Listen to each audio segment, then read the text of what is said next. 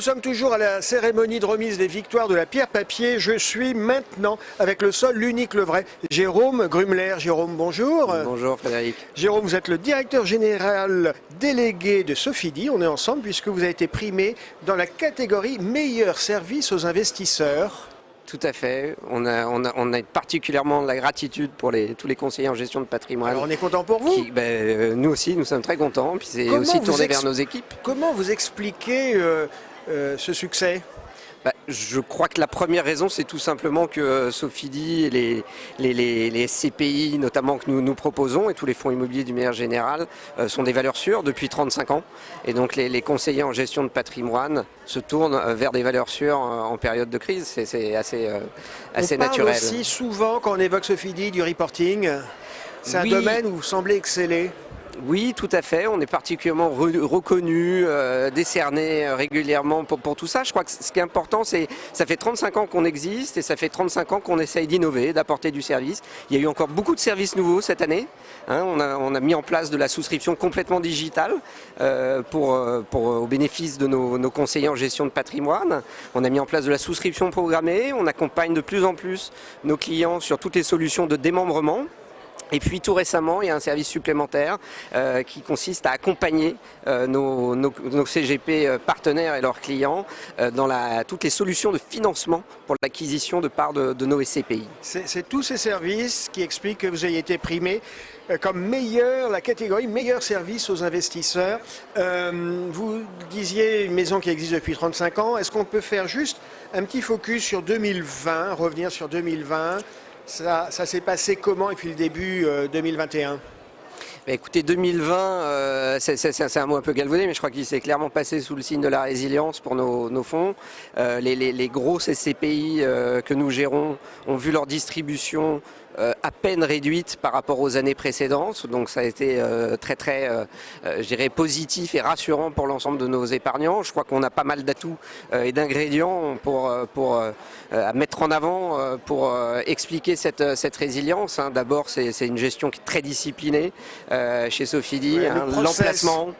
Le niveau des loyers raisonnables, depuis 35 ans on fait ça et donc on a un patrimoine qui est capable d'encaisser, on va dire, des chocs dans des périodes un petit peu spéciales comme celle qu'on vient de vivre et donc qui est particulièrement adapté à ça. Je pense que plus que toute autre classe d'actifs, la SCPI, c'est le travail dans le temps, c'est la pertinence dans le temps. Tout à fait, c'est le travail dans le temps. Quand vous avez régulièrement et bien acheté sur toute cette durée, vous emmagasinez, on va dire, des réservoirs aussi de plus-value intéressantes. Il faut avoir en tête que sur des SCPI, nos deux principales que sont Immorente et FIMO, on a respectivement plus de 2 ans de distribution potentielle en plus-value latente. Ce qui permet d'aborder les heures de marché avec une certaine sérénité. Exactement. Tant pour vous en tant que gérant que pour les porteurs de parts, les investisseurs. Tout à fait.